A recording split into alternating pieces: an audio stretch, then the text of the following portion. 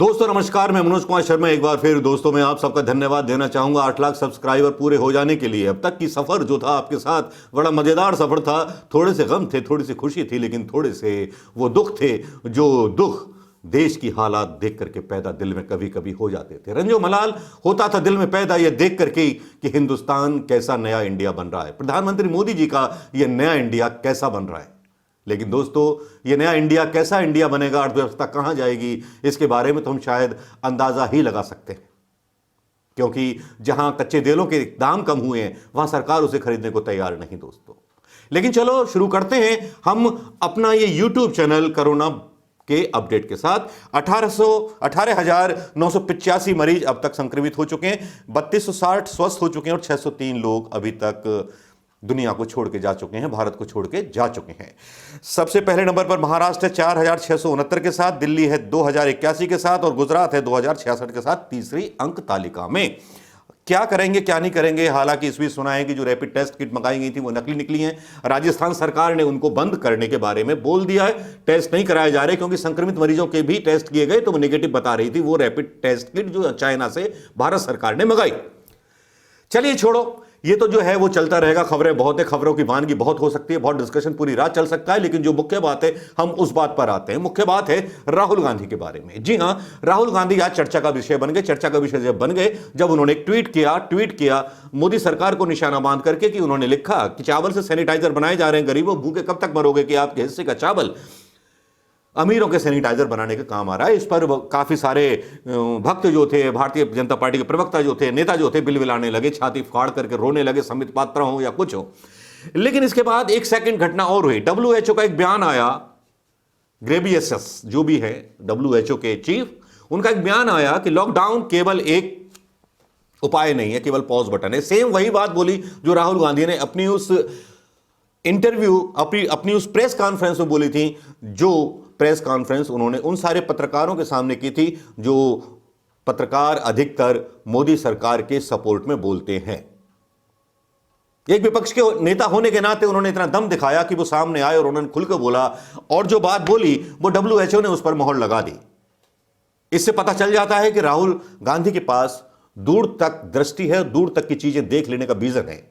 यहां याद रखने वाली बात यह है कि सबसे पहले आगाह करने वाले केवल राहुल गांधी ही थे। वो नेता पूरे देश में किसी को इतना होश नहीं था। कोई नमस्ते ट्रंप में व्यस्त था, कोई मंदिर के उद्घाटन में व्यस्त था। कोरोना किसी को दिख नहीं रहा था, कोरोना का खतरा किसी को दिख नहीं रहा था, इकोनॉमी कहां जाएगी उसका खतरा कहीं दिख नहीं रहा था।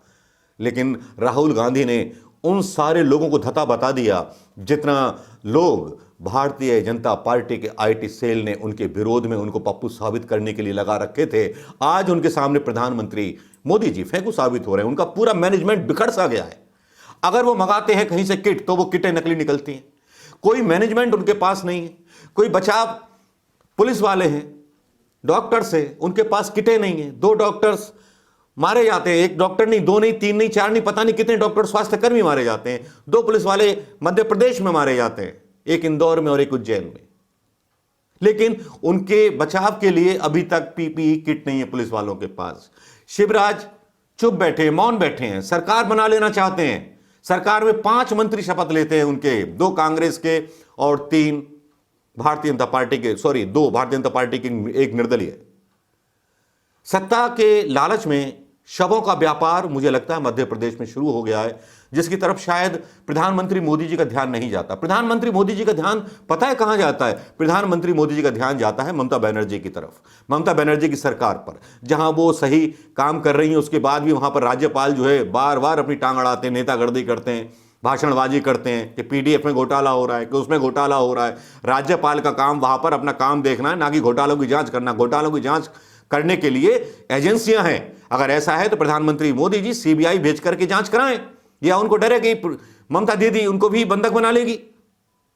शायद इस तरह की पॉलिटिक्स जो एक तरफ कहते हैं प्रधानमंत्री मोदी जी की हम सबको मिलकर के कोरोना की लड़ाई लड़नी चाहिए, वहां पर मोदी जी बहुत पीछे हटते हुए दिखाई देते हैं। चाहे वो PPE किट मंगाने का मामला हो, चाहे उनके बांटने का मामला हो, चाहे सरकारों को, गैर भाजपा सरकारों को मदद बांटने का मामला हो, वहां बहुत पीछे नजर आते हैं। इसके उलट राहुल गांधी फिर एक बार करते हैं। राहुल गांधी बोलते हैं क्रूड ऑयल इतना सस्ता है, क्या मोदी सरकार उसको खरीद नहीं सकती, स्टोर नहीं कर सकती, जिससे कि उसका फायदा हमारी इकोनॉमी को हो, हमारे देश को हो, गरीब लोगों को हो, जबकि हमारी अर्थव्यवस्था बिल्कुल तबाह हो चुकी है। और आप जानते हैं दोस्तों, इस विश्व की अर्थव्यवस्था तेल के आसपास घूमती है। जिसके पास जितना तेल होगा उसकी जनता उतनी खुशहाल होगी।